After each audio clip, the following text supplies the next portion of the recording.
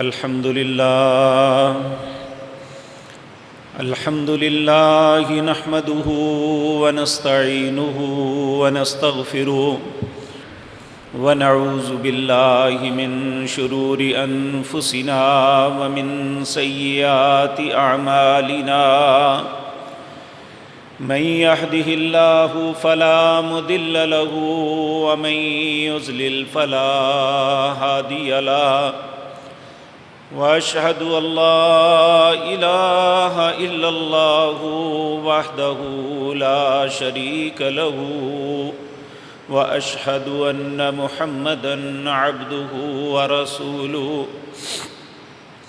أما بعد فإن خير الحديث كتاب الله وخير الهدي هدي محمد صلى الله عليه وسلم وشر الأمور محدثاتها وكل محدثة بدعة وكل بدعة ضلالة وكل ضلالة في النار رب اشرح لي صدري ويسر لي أمري واحلل عقدة من لساني يفقهوا قولي اللهم انفعنا بما علمتنا وعلمنا ما ينفعنا وزدنا علما رب أوزعني أن أشكر نعمتك التي أنعمت علي وعلى والدي وأن أعمل صالحا ترضاه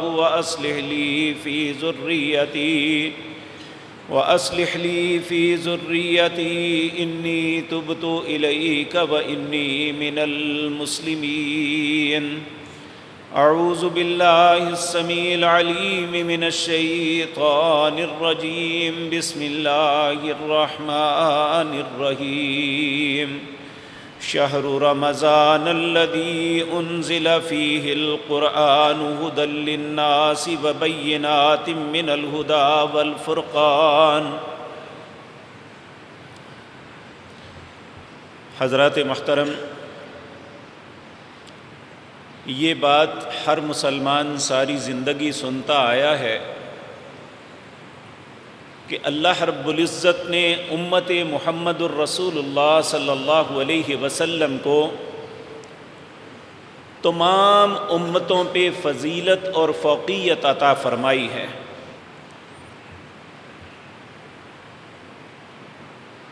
آج کی مجلس میں یہ بات عرض کرنی ہے کہ ہمیں جو فوقیت یا فضیلت ملی ہے اس کا سبب کیا ہے۔ تو میرے عزیز بھائیوں اور بہنوں، دو اسباب ہیں جن کی وجہ سے اللہ نے ساری کائنات کے لوگوں پر اس امت محمد الرسول اللہ کو فضیلت عطا کی ہے۔ اس بات کو سمجھنے کے لیے تھوڑی سی تفصیل عرض کر دوں تاکہ ہر بھائی یا بہن کی بات سمجھ آ جائے۔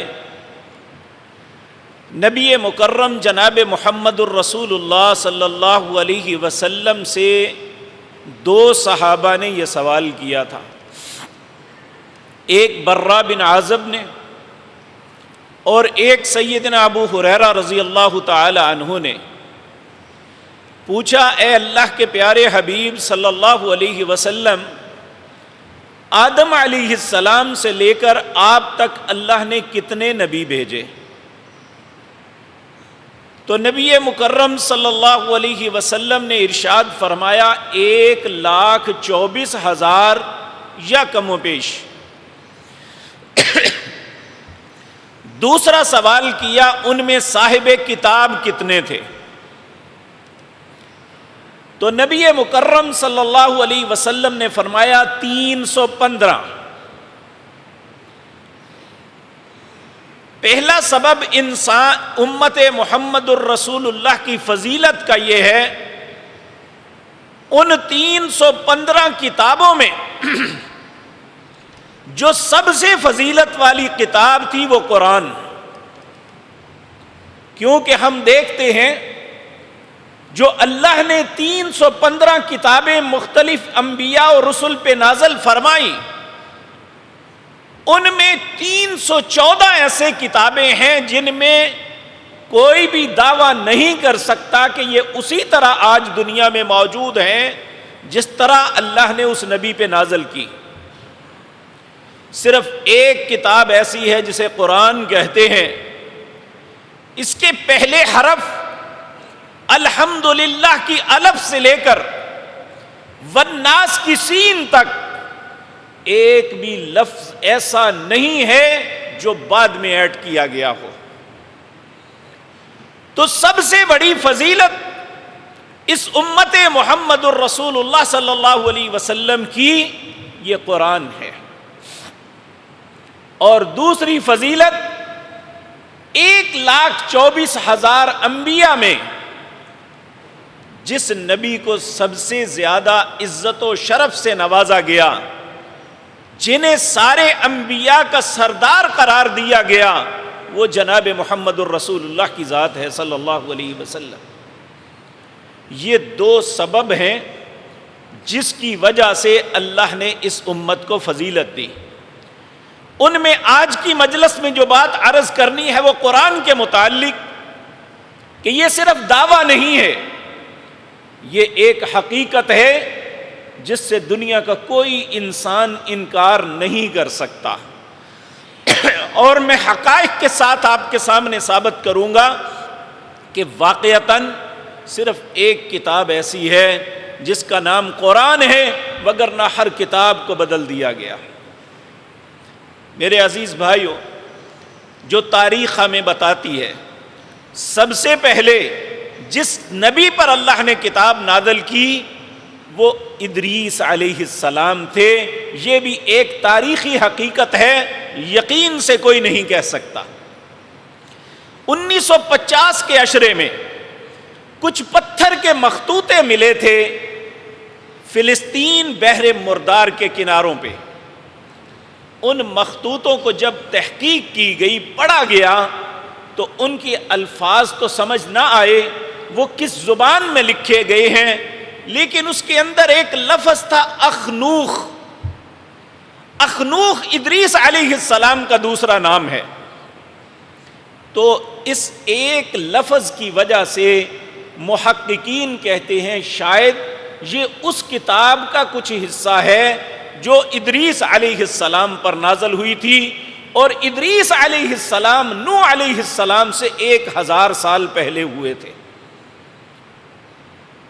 تو میرے عزیز بھائیو، اس کتاب کی جو زبان ہے وہ 50 سے لے کر آج تک تقریباً 70 سال گزر گئے، ابھی تک اس زبان کو سمجھنے والا کوئی شخص نہیں آ سکا کہ جو اس کتاب کو سمجھ سکے یہ ہے کیا، اس میں ہمارے لیے حکم کیا ہے۔ تو جس کو کوئی سمجھ نہیں سکتا اس سے رہنمائی کیسے لی جا سکتی ہے۔ اسی طرح میرے عزیز بھائیوں، عراق کے اندر ایک خاندان ہے، ایک فرقہ ہے جسے سعدیات کہتے ہیں۔ وہ اپنے آپ کو کہتے ہیں سعدیات، یعنی سعد کا مطلب ہے خوش نصیب، پاک دامن۔ سعدیات کا مطلب ہے بہت خوش نصیب۔ ان کا دعویٰ یہ ہے کہ ہم نوح علیہ السلام کی قوم کے لوگ ہیں۔ ان کے پاس 5 آیات ہیں، 5 باتیں ہیں جن میں اخلاقیات کی تعلیم دی گئی ہے۔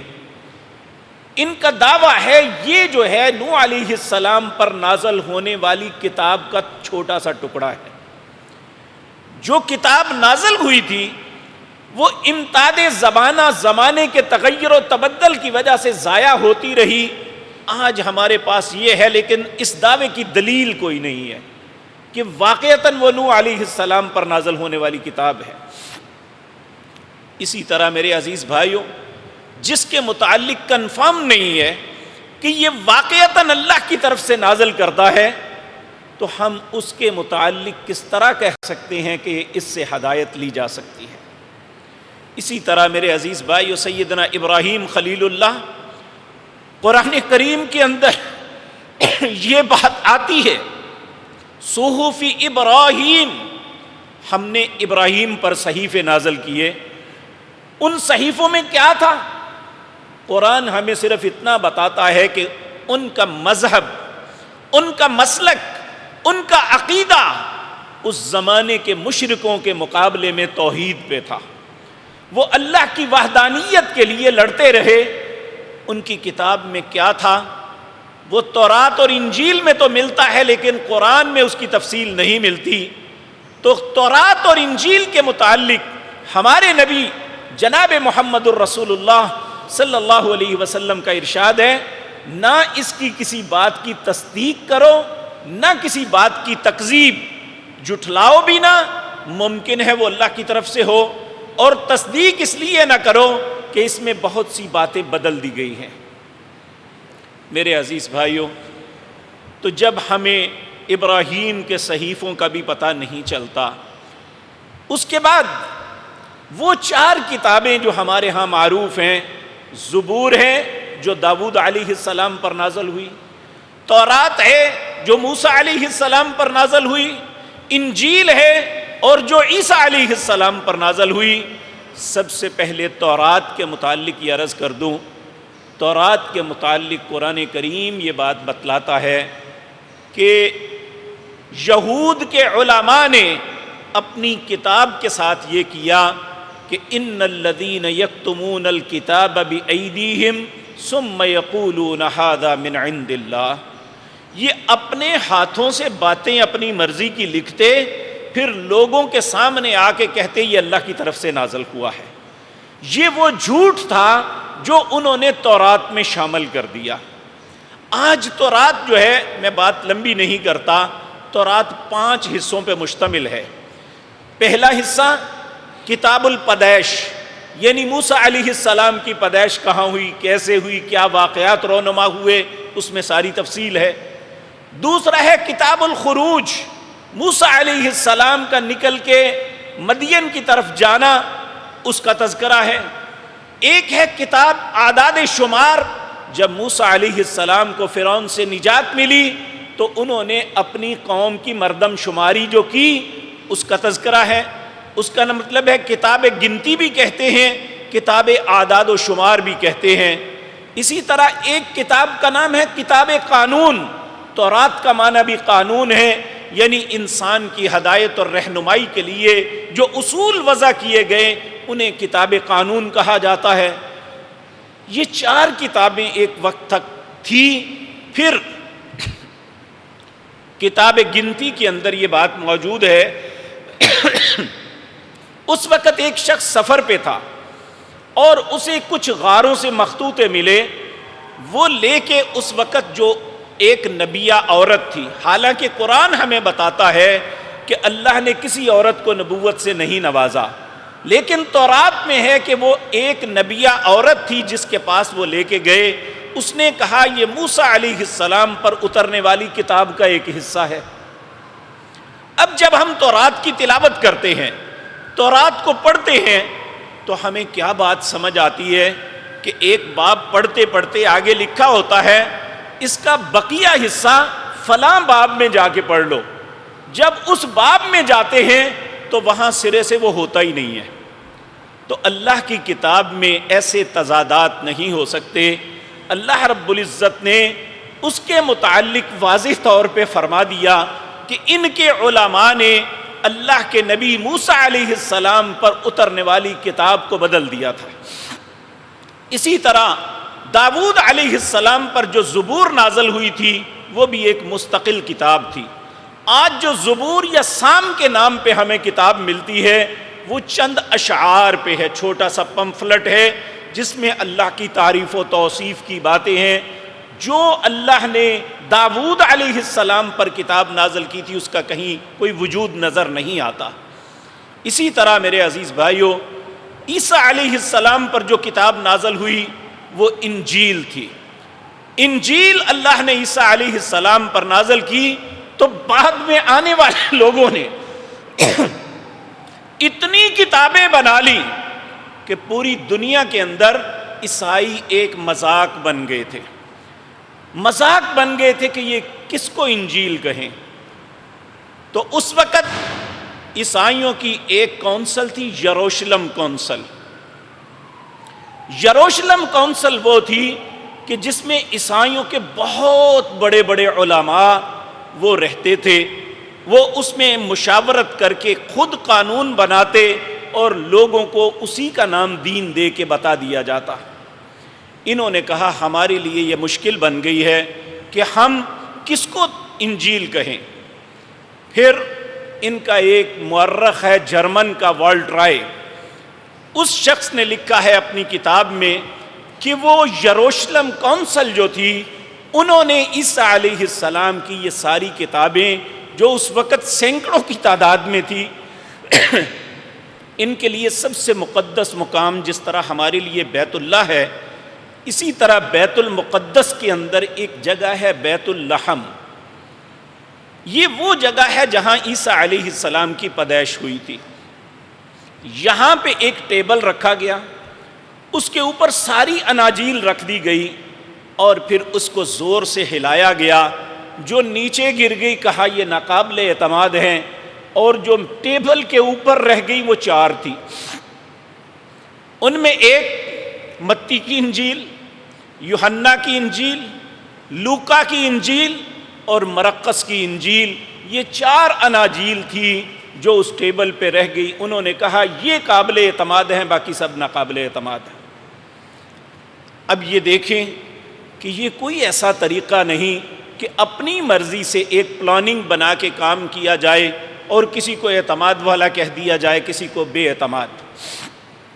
اب وہ 4 کتابوں کی کیفیت یہ ہے، 17ویں صدی میں جرمنی میں ایک یونیورسٹی ہے میونخ، اس یونیورسٹی میں ایک ادارہ قائم کیا گیا کہ قدیم ترین انجیل جو ہے آرامی زبان میں اتری تھی، اب جو قدیم ترین اناجیل ملتی ہیں وہ یونانی زبان میں ملتی ہیں۔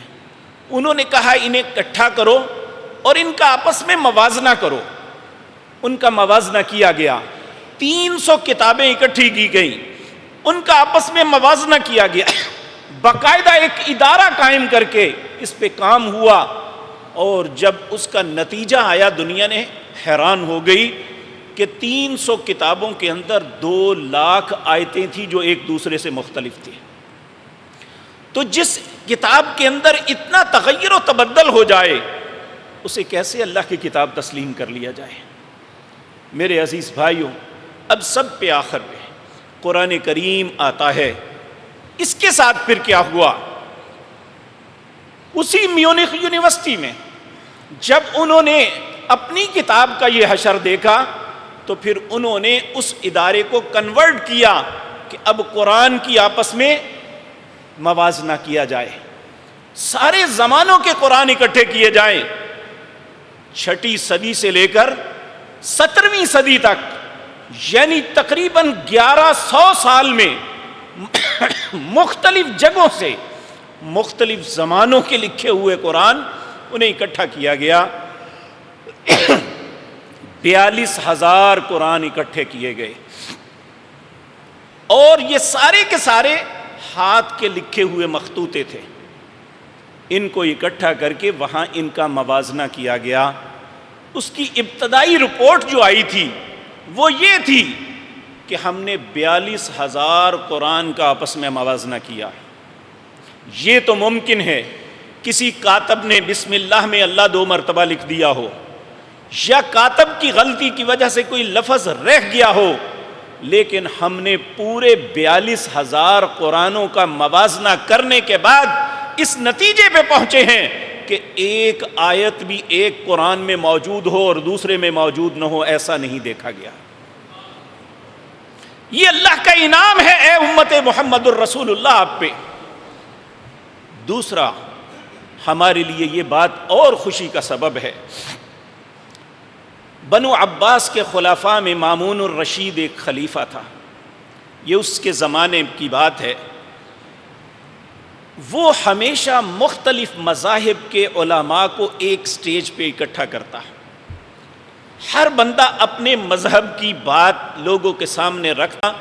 یہ اس کا مقصد یہ تھا لوگوں کے سامنے حق واضح ہو، پتہ چلے کہ کون سچ بول رہا ہے، کس کے پاس دلائل ہیں، کس کے پاس نہیں ہے۔ تو ایک سال میں ایک بڑا ہی خوبصورت نوجوان جو یہودی عالم دین تھا وہ آیا. جب اس نے تقریر کی تو اس کی تقریر اتنی خوبصورت تھی کہ جب وہ سارا جلسہ ختم ہوا، سب لوگ خلیفۃ المسلمین مامون الرشید کو مل رہے ہیں. جب وہ یہودی ملا تو اس نے پوچھا تو یہودی ہے؟ کہنے لگا ہاں. خلیفہ بے اختیار بڑبڑا اٹھا، اتنا خوبصورت تیرے الفاظ، اتنی اچھی ذہنیت، اور تو حق سے دور ہے، یہ بات میری سمجھ میں نہیں آ رہی. خیر یہ معاملہ ختم ہوا، سب لوگ چلے گئے. اگلے سال دوبارہ جب جلسہ ہوا تو وہی نوجوان جو یہودی عالم دین تھا جب دوسرے سال آیا تو وہ ایک مسلمان مبلغ کی حیثیت سے آیا. جب اسے دیکھا گیا تو سب حیران ہو گئے. اس سے سوال ہوا کہ بھائی آج کوئی بات نہیں ہوگی، تو جو مسلمان ہوا ہے مسلمان ہونے کا معاملہ بتا کس سے ہوا ہے؟ وہ کہنے لگا میں نے یہاں مختلف مذاہب کے لوگوں کی باتیں سنی، اور میں جب واپس گیا میرا باپ ایک لینڈ لارڈ امیر آدمی تھا، میں خود بڑا اچھا خطاط تھا، یعنی بڑا خوبصورت لکھتا تھا.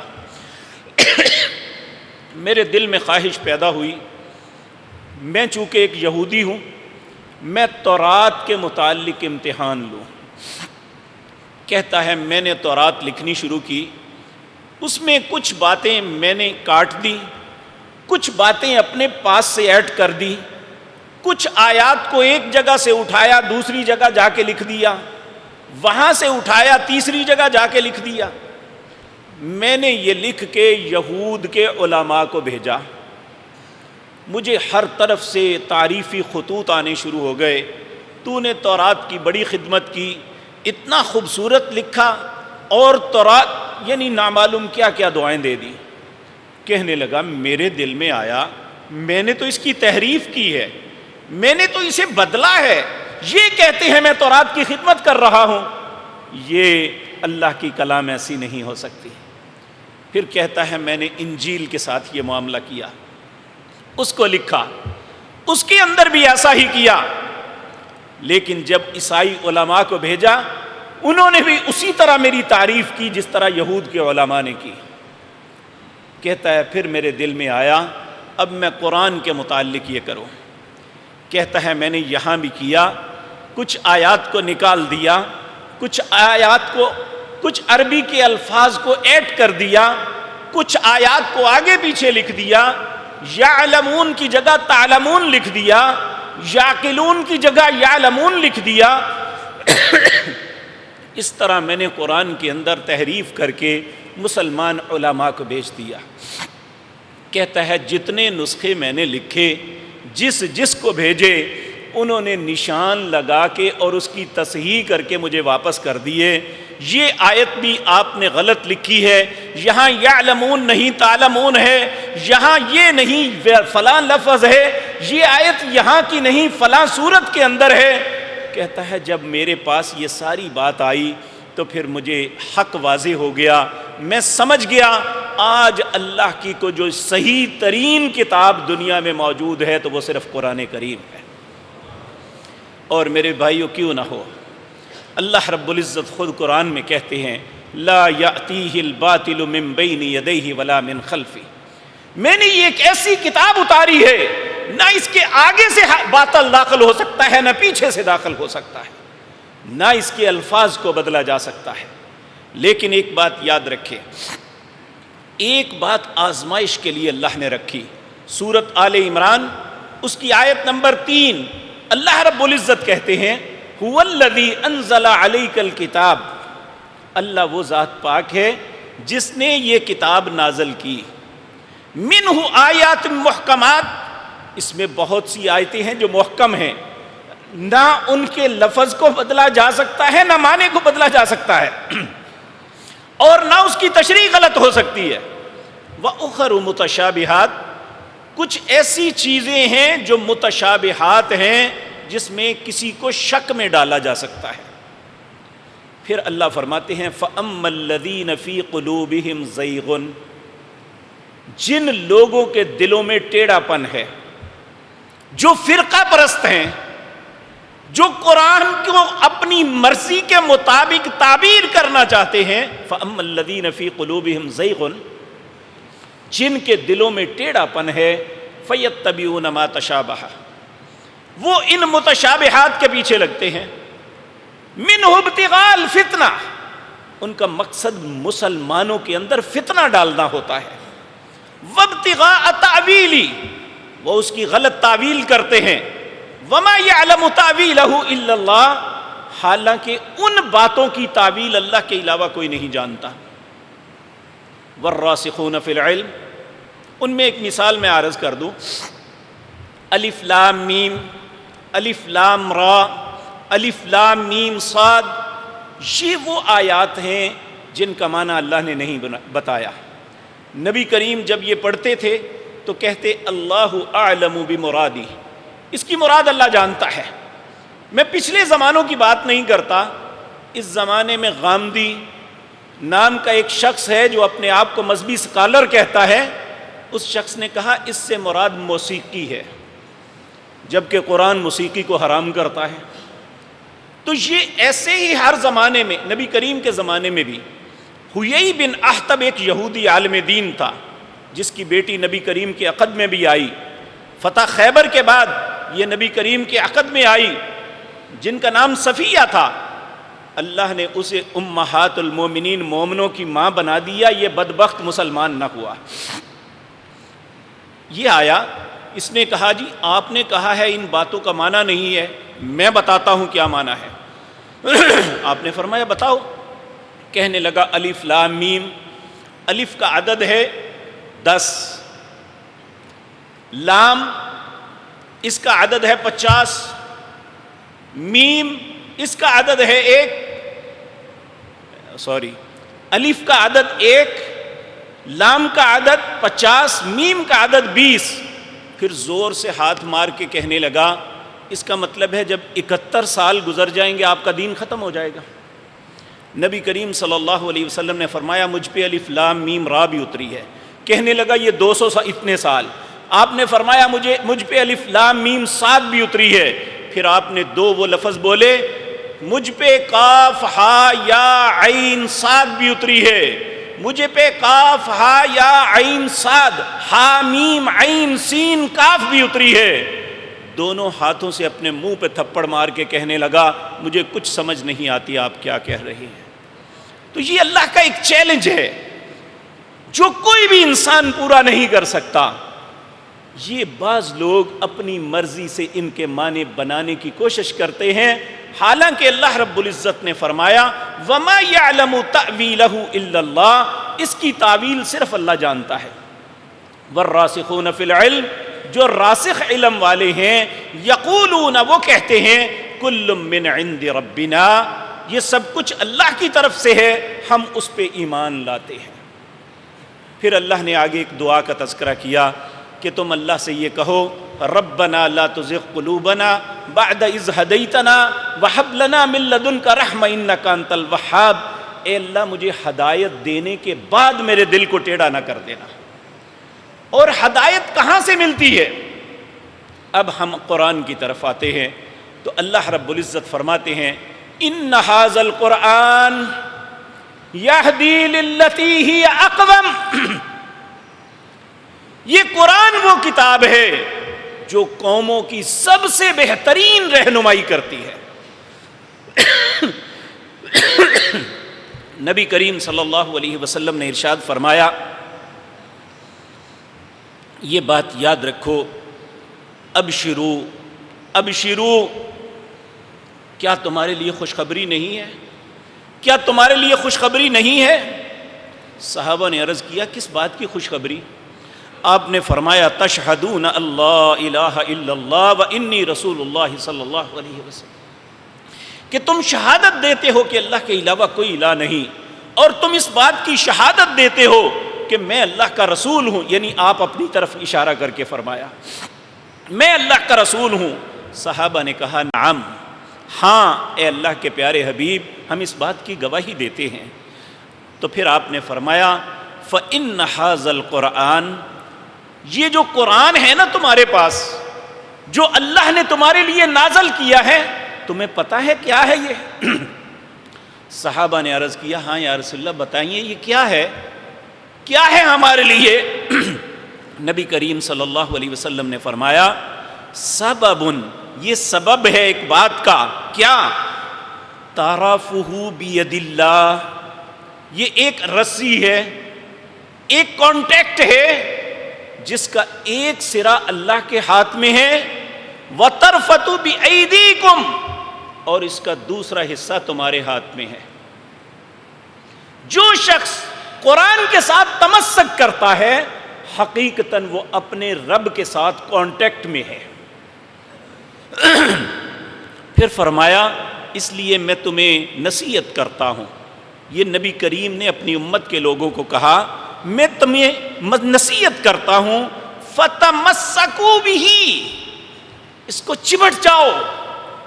تمسک کہتے ہیں کسی چیز کو پکڑ کے زور سے بڑی گرپ کر لینا، فَتَمَسَّكُوا، اسے مضبوطی سے پکڑ لو۔ کیوں؟ فَإِنَّكُمْ لَن تَزِلُّوا وَلَن تَهْلِكُوا بَعْدَهُ أَبَدًا، میں اس دنیا میں نہ بھی رہا، اس قرآن کے تمسک کی وجہ سے نہ تم گمراہ ہوگے اور نہ ہی تم کسی ہلاکت میں پڑو گے۔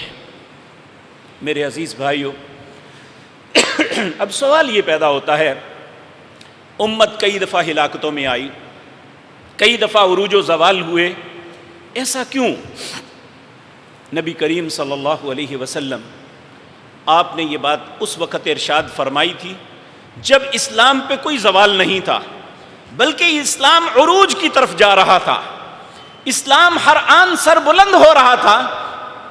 اس وقت نبی مکرم جناب محمد الرسول اللہ صلی اللہ علیہ وسلم نے اپنی امت کو کہا ان اللہ یرفع بہذا الکتاب اقواما ویضع بہ آخرین، اللہ اس قرآن کی وجہ سے امتوں کو عزت دیں گے اور اس قرآن کی وجہ سے امتیں ذلیل ہو جائیں گے۔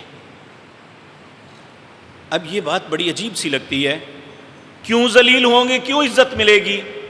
جس نے قرآن کے ساتھ تمسک کیا، اس کے حقوق کو ادا کیا، انشاءاللہ اس کے حقوق ہم پہ کیا ہے وہ بھی آپ کے سامنے عرض کرتا ہوں، وہ تو عزت پا جائے گی۔ اور جس زمانے میں جس خاندان نے، جن افراد نے قرآن کی تمسک کیا وہ عزتیں پا گئے، اور جنہوں نے قرآن کو چھوڑا وہ ذلیل و رسوا ہو گئے۔ یاد رکھیں یہ قرآن وہ کتاب ہے جو انسان کی، جس طرح ہم اپنی گاڑی رکھتے ہیں، موٹر سائیکل ہے، گاڑی ہے، کچھ وقت کے بعد اس کی ٹیوننگ کرواتے ہیں، اس کے انجن میں جو مختلف چیزیں آ جاتی ہیں انہیں صاف کر دیا جاتا ہے، وہ ایک دفعہ پھر ہلکی پھلکی ہو جاتی ہے۔ اے حضرت انسان، اے امت محمد الرسول اللہ کے انسان، وہ مرد ہے یا عورت، اللہ نے تیری ٹیوننگ کے لیے اس قرآن کو رکھا ہے۔ نبی کریم صلی اللہ علیہ وسلم نے فرمایا انسان کا دل جس طرح زنگ آلود ہو جاتا ہے، کوئی پرزہ کام پہ نہ ہو، اس پہ پانی پڑے یا وہ ورک نہ کرے تو اسے زنگ لگ جاتا ہے، کہا انسانوں کے دل بھی زنگ آلود ہو جاتے ہیں۔ تو پوچھا اللہ کے رسول اس زنگ کو اتارنے کا طریقہ کیا ہے؟ آپ نے فرمایا دو چیزیں کرو، ایک موت کو یاد رکھو، ایک قرآن کو پڑھو، اللہ تمہارے دلوں کو صاف کر دے گا۔ جس طرح ہم کسی بھی چیز کو اس کا زنگ اتارنے کے لیے مختلف کیمیکلز میں ڈال کے اسے صاف کرتے ہیں تاکہ پھر اسے قابل عمل لے آیا جائے، اسی طرح میرے عزیز بھائیوں یہ قرآن ایک ایسی کتاب ہے، اس کے متعلق اللہ نے بہت بڑے احسانات جتلائے ہیں۔ اللہ فرماتے ہیں سورۃ جمعہ اس کی 2 آیتیں پہلی پڑھیں اپنے گھر میں جا کے، کہا مثل الذین اللہ اکبر یسبح للہ ما فی السماوات وما فی الارض الملک القدوس العزیز الحکیم، ہر چیز تسبیح بیان کرتی ہے اللہ کی، آسمان پہ ہے یا زمین پہ ہے۔ الملک وہ بادشاہ ہے، القدوس وہ پاک ہے، العزیز وہ غالب ہے، الحکیم وہ حکمت والا ہے۔ اللہ کہنے کیا چاہتے ہیں؟ اللہ فرماتے ہیں هو الذی بعث فی الامیین، میں نے ان پڑھوں کے اندر ایک رسول بھیجا۔ وہ رسول کون ہے؟ محمد الرسول اللہ۔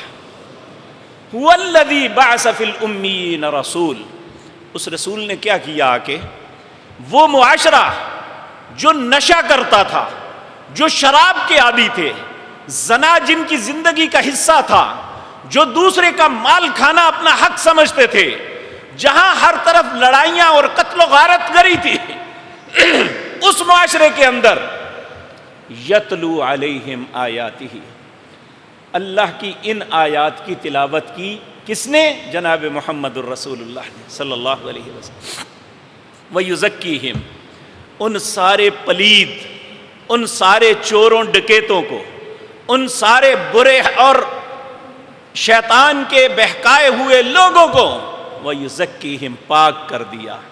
یہ قرآن پاک کرتا ہے انسان کو، اس لیے حکم یہ ہے، ہم میں سے ہر انسان یہ چاہتا ہے کہ میں قابل عزت ہو جاؤں۔ آپ دیکھیں کونسلری کا الیکشن ہے، لاکھوں روپے لگا دیتے ہیں کہ محلے میں عزت بن جائے، میں بڑا اچھا ہوں، میں ہی ان لوگوں میں اس چیز کا اہل ہوں کہ میں ان سے بہتر ہوں، اس لیے مجھے بنایا گیا، مجھے ووٹ دیے گئے۔ اسی طرح اوپر کی سطح تک چلے جائیں اور ہم سب لوگ دیکھتے ہیں، لکھتے ہیں کہ جس کو اللہ چاہے عزت دے، جس کو اللہ چاہے ذلیل کر دے، حالانکہ وہ ایک ان کا اپنا وہم ہے۔ یہ آیت اس کے لیے نہیں اتری تھی۔ اللہ کی عزت وہ ہے جو اہل ایمان اور انبیاء کو ملتی ہے۔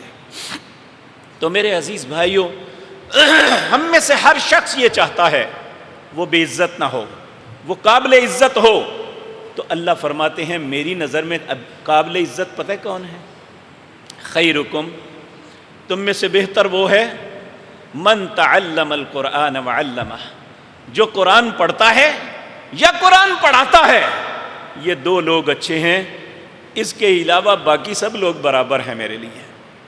میرے عزیز بھائیوں، قرآن کریم کی حافظ، عالم، اس کی عزت یہ ہے۔ سیدنا عمر کا زمانہ ہے، مکے کا گورنر نافع بن عبد الحارث تھا۔ یہ قریش کے سرداروں میں سے ایک سردار کا بیٹا تھا۔ یہ مقام عصفان پہ حضرت عمر جا رہے تھے، اسے پتہ چلا کہ مکے کے قریب سے عصفان سے حضرت عمر گزرنے لگے ہیں۔ یہ گیا کہ میں امیر المومنین کو مل لوں۔ وہاں پہنچا تو سیدنا عمر سے ملاقات ہوئی۔ حضرت عمر نے سوال کیا، اپنے پیچھے اپنا نائب کسے بنا کے آئے ہو؟ مکہ کس کے حوالے کر کے آئے ہو؟ یہ بستیوں کی مقدس ماں جو ہے کسے دے کے آئے ہو؟ فقالا، وہ فرمانے لگے ابن ابزہ، ابن ابزہ کو دے آیا ہوں۔ حضرت عمر کہتے ہیں ومن ابن ابزہ، یہ ابن ابزہ کون ہے؟ وہ کہنے لگے مولن من موالینا، یہ ہمارے غلاموں میں سے ایک غلام کا بیٹا ہے۔ حضرت عمر کو غصہ چڑھ گیا، اتنی مقدس بستی اور ایک غلام کے حوالے کر آئے ہو؟ وہ کہنے لگا امیر المومنین میری بات سن لیجئے، پھر آپ جو فیصلہ فرمائیں گے مجھے قبول ہے۔ کہنے لگا، وہ صحابی کہنے لگا، حضرت عمر نے جب کہا نا اس کو اپنے پیچھے چھوڑ آئے ہو، تو وہ کہنے لگے انہ قارئ لکتاب اللہ عز وجل، وہ اللہ کی کتاب کا قاری ہے، مکے میں اس سے بڑھ کے قرآن کا علم کسی کو نہیں ہے۔ دوسرا کہا وَإِنَّهُ عَالِمٌ بِالْفَرَائِضِ، فرائض کے جتنے معاملات ہیں، وراثت کا معاملہ، کاروبار کا معاملہ، دوسرے معاملات، جتنی اسے علم ہے کسی کو نہیں۔ حضرت عمر بے اختیار رونے لگے، کہنے لگے اللہ کے حبیب جناب محمد الرسول اللہ صلی اللہ علیہ وسلم نے فرمایا وہ سچ ہو گیا، میں اپنی آنکھوں سے دیکھ رہا ہوں۔ قریش کے سارے سردار موجود ہیں، بہت بڑے نبی کے خاندان کے لوگ موجود ہیں، اور ایک غلام کو اس لیے یہ عزت دی گئی کہ وہ قرآن کو سب سے زیادہ جاننے والا ہے۔ آپ نے فرمایا میں نے رسول اللہ سے سنا ان اللہ یرفع بہذا الکتاب اقواما ویضع بہ آخرین، اللہ اس قرآن کی وجہ سے بہت سی قوموں کو عزت دے گے اور بہت سی قومیں ذلیل ہو جائیں گی۔ تمہارا خاندانی منصب کوئی حیثیت نہیں، حیثیت اس کی ہے جس کو قرآن زیادہ آتا ہے۔ تبوک جب احد کی جنگ ہوئی، اس میں جہاں دوسرے لوگ شہید ہوئے، حفاظ بھی شہید ہوئے، نبی کریم صلی اللہ علیہ وسلم نے جب اجتماعی قبر بنائی تو آپ نے فرمایا قبلے کے رخ سب سے پہلے اس بندے کو رکھو جسے سب سے زیادہ قرآن آتا ہے، پھر اسی طرح قرآن کے اعتبار سے مرتبہ ہے۔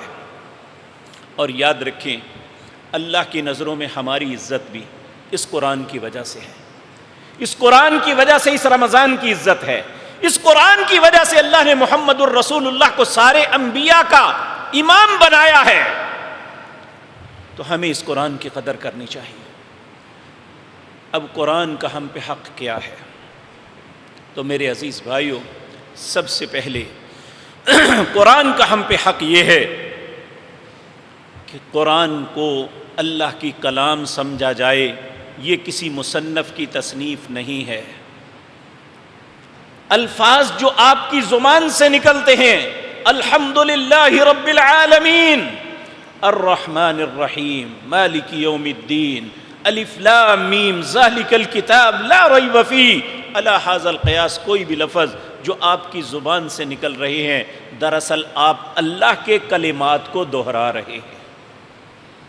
یہ اللہ کی کلام ہے جو آپ کی زبان سے نکل رہی ہے، اور آپ تصور کریں کہ اس وقت آپ کی کتنی خوش نصیبی ہے کہ آپ کی زبان سے اللہ کی کلام جاری ہے۔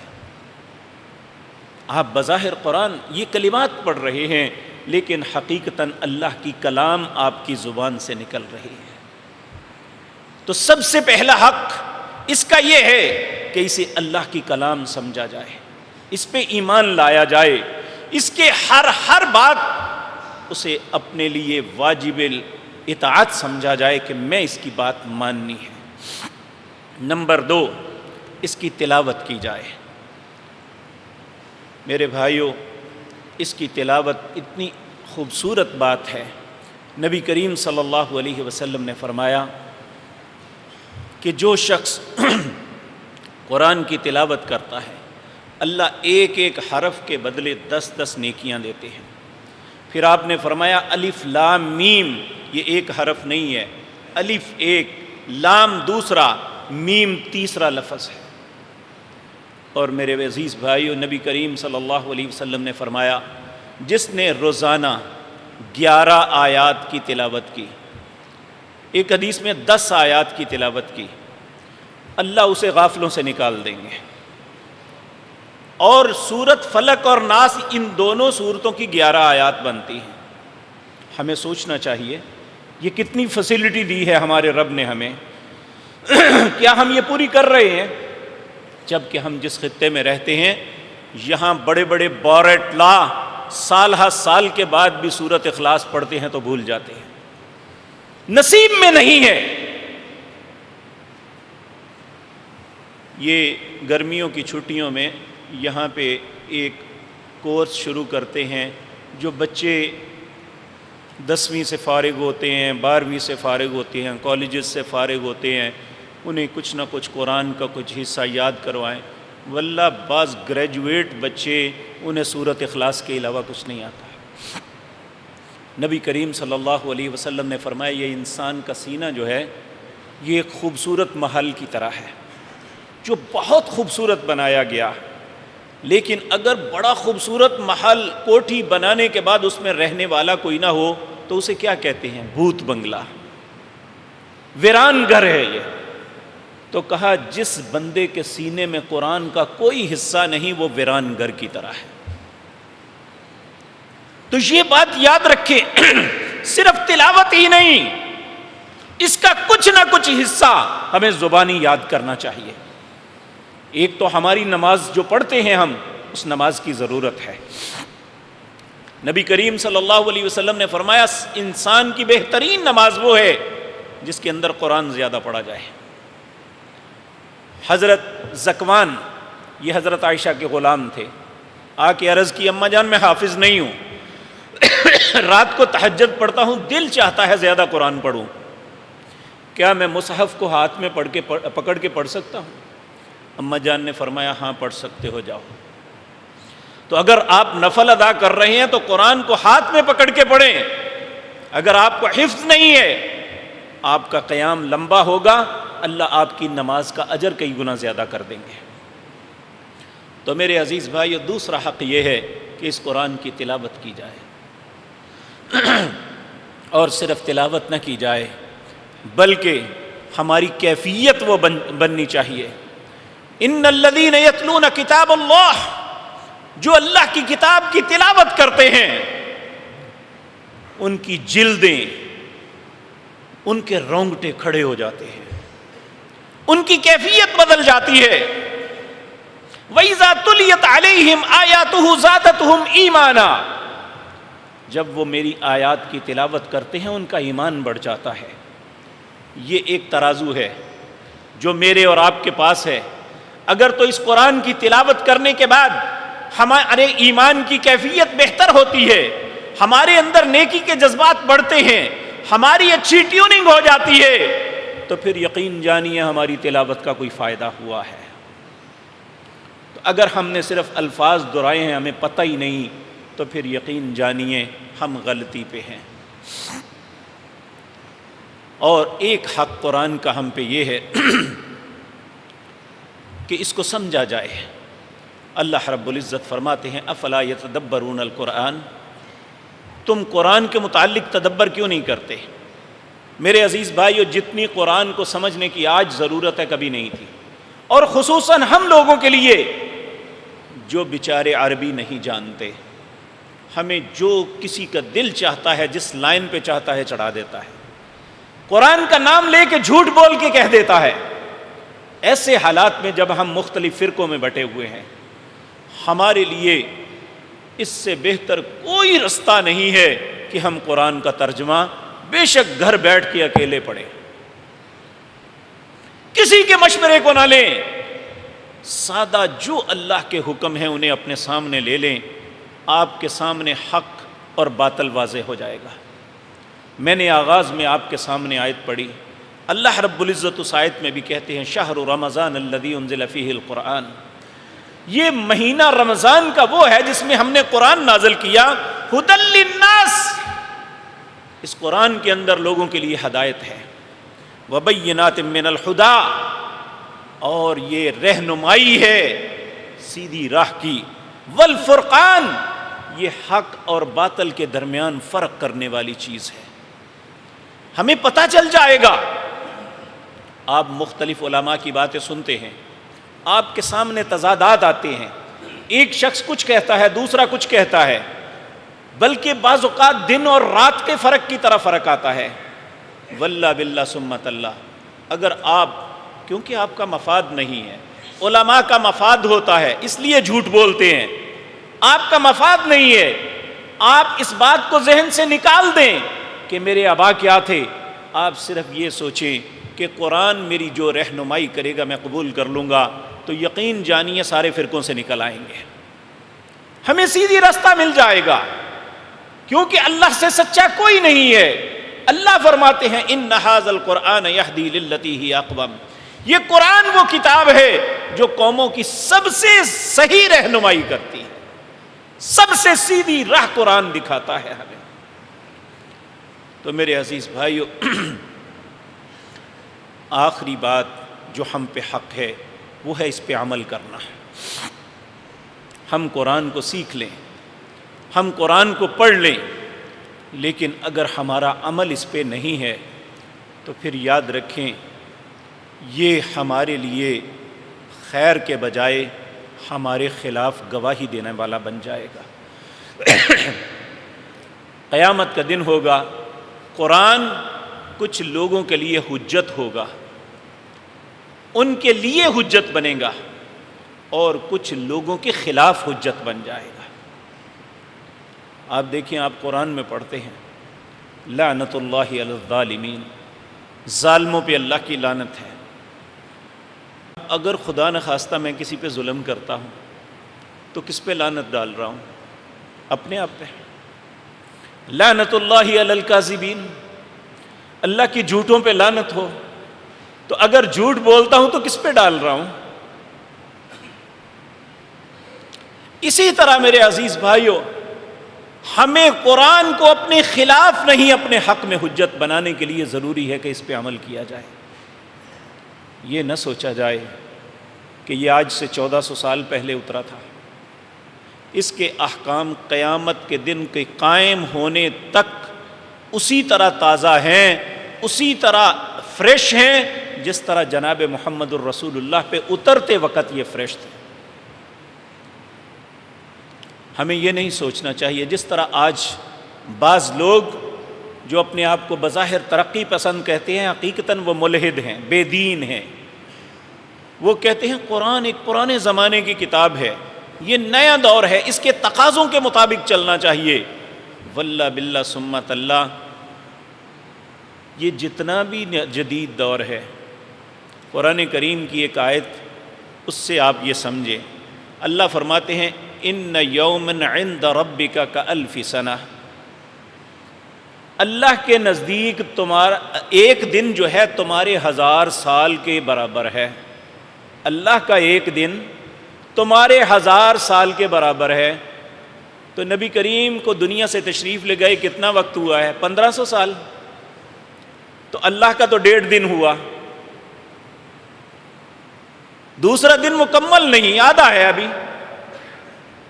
تو قدیم اور جدید کی بحث کون سی ہے؟ آپ جو پرسوں واقعہ ہوا تھا آپ کہہ سکتے ہیں جو بڑی قدیم زمانے کا واقعہ ہے، ہمارے لیے قدیم ہوگا لیکن اللہ کے لیے قدیم نہیں ہے۔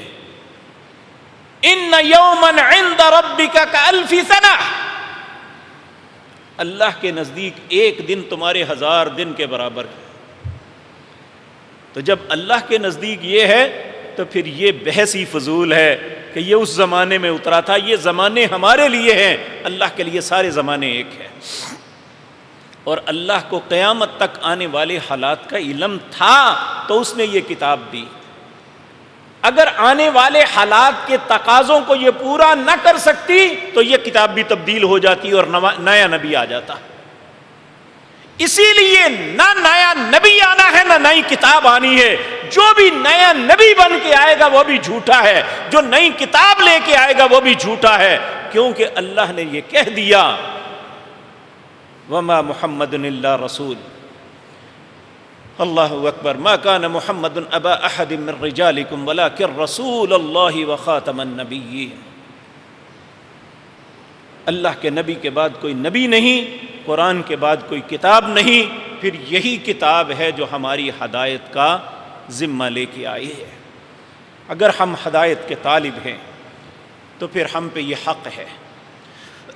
اللہ یہ پوچھ تو سکتے ہیں نا، یہود اللہ کے سامنے بہانہ کر سکتے ہیں کہ ہمارے پاس صحیح حالت میں تورات نہیں پہنچی تھی۔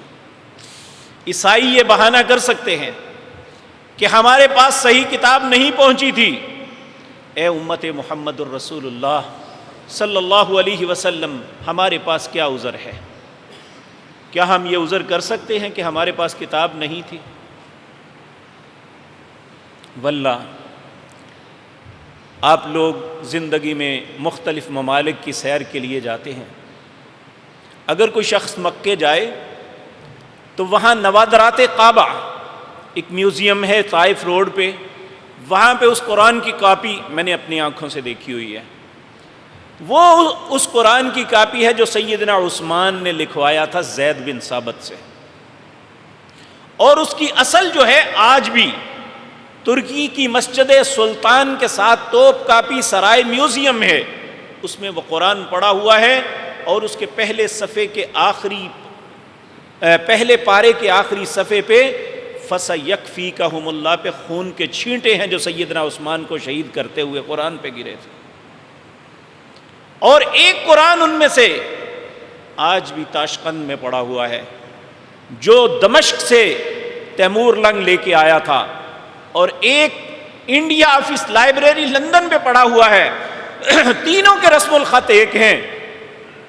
اور میں پورے چیلنج کے ساتھ یہ بات عرض کرتا ہوں، سیدنا عثمان نے سیدنا زید بن ثابت جو حافظ قرآن تھے ان سے جو قرآن لکھوائے تھے، اس کے الفاظ اور آپ کی مسجد یا آپ کے گھر میں پڑے ہوئے قرآن میں ایک نقطے، ایک زبر زیر کا فرق نہیں ہے۔ کیا اللہ کے سامنے ہم عذر کر سکتے ہیں؟ اس لیے میرے عزیز بھائیوں، اس مہینے کی عظمت اس قرآن کی وجہ سے ہے۔ ہم سوچیں کہ آج 14 دن گزر گئے، 14واں دن ختم ہو رہا ہے، ہم نے کتنا قرآن پڑھا اب تک؟ اگر تو ہم سے کوتاہی ہوئی ہے تو ابھی عہد کر کے اٹھیں کہ ہم انشاءاللہ قرآن کی تلاوت میں کوتاہی نہیں کریں گے۔ میں اللہ کی قسم کھا کے یہ بات کہتا ہوں، اس اللہ کے گھر کی رونق کا سبب بچوں کا دن رات یہاں قرآن پڑھنا ہے۔ آپ سوچ سکتے ہیں کہ جہاں 500 بچے اوسطاً 3 پارے روزانہ پڑھتے ہوں، وہاں اللہ کی رحمتیں نہیں برسیں گی تو کیا ہوگا؟ اللہ کے گھر بیت اللہ میں جو انوار ہیں وہ بھی قرآن کی تلاوت، وہاں ہزاروں کی تعداد میں آپ دیکھیں گے، لاکھوں کی تعداد میں قرآن پڑھے ہیں۔ بعض اوقات قرآن ملتا نہیں، لوگ اتنی تعداد میں قرآن پڑھ رہے ہو۔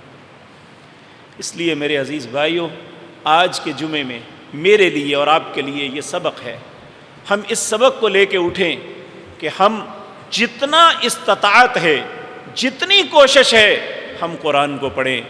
نبی کریم صلی اللہ علیہ وسلم نے فرمایا، جس شخص کو قرآن کی تلاوت میں دعا کا بھی موقع نہیں ملتا کہ وہ دعا کر لے، اللہ سے اپنی حاجت مانگ لے، تو اللہ اس قرآن کی تلاوت کی برکت سے اس کی ساری حاجتوں کو پورا کر دے گا۔ اللہ اس قرآن کی وجہ سے اس کی ساری پریشانیوں کو دور کر دے گا۔ آخر میں یہ دعا عرض کر کے ختم کرتا ہوں۔ نبی کریم صلی اللہ علیہ وسلم نے فرمایا، جب تم پہ مصیبت آ جائے، جب تمہارے لیے کوئی رستہ نہ رہے، جس طرح کے آج حالات بنے ہوئے ہیں، کوئی رستہ نہ رہے، ہر طرف سے تنگی ہی تنگی اور تمہیں گھیر لے، اس وقت ان کلمات کے ساتھ اللہ سے التجا کرنا۔ آپ اللہ سے ہر پریشانی کے وقت یہ التجا کرتے ہیں، اللہم انی عبدک، اے اللہ میں تیرا بندہ، میں تیرا غلام، وابن عبدک، میرا باپ بھی تیرا غلام تھا، وابن امتک، میری ماں بھی تیری لونڈی تھی، ناسیتی بیدک، میری پیشانی تیرے ہاتھ میں ہے، ماضٍ فی حکمک، تیرا ہر حکم مجھ پہ نافذ العمل ہے، عدل فی قضاؤک، اے اللہ تیرا کوئی بھی فیصلہ عدل سے خالی نہیں ہے، اسألک بکل اسم ھو لک سمیت بہ نفسک، اے اللہ تیرے ہر اس نام سے تجھ سے سوال کرتا ہوں جو تو نے اپنا رکھا ہوا ہے، او انزلتہ فی کتابک، یا آپ نے کسی کتاب میں اسے نازل کیا ہے اپنے نام کو، او علمتہ احد من خلقک، یا اپنی مخلوق میں سے کسی کو سکھایا ہے، او استأثرت بہ فی علم الغیب عندک، اے اللہ تیرے بہت سے نعم تیرے غیب کے خزانوں میں ہیں جو کسی کو نہیں بتائے۔ نبی کریم صلی اللہ علیہ وسلم فرماتے ہیں، جب مجھے شفاعت کبریٰ کا حق ملے گا، میں اللہ کے عرش کے نیچے سجدے میں پڑوں گا، اس وقت اللہ مجھے وہ کلمات سکھائیں گے جو آج کوئی نہیں جانتا۔ تو اللہ نے کچھ ایسے نام ہیں جو غیب میں رکھے ہیں اپنے، اے اللہ ان سارے ناموں سے تجھ سے سوال کرتا ہوں، کیا؟ ان تجعل القرآن العظیم ربیع قلبی، اے اللہ اس قرآن کو میرے دل کی بہار بنا دے، وشفاء صدری، اے اللہ میرے سینے کے لیے باعث شفا بنا دے، وجلاء حزنی، اے اللہ میرے پریشانیوں کا مداوع بنا دے، وجلاء احزاننا وذهاب غمومنا وحمومنا، میرے ہر دکھ اور پریشانی کو اس قرآن کی وجہ سے اللہ تو دور کر دے۔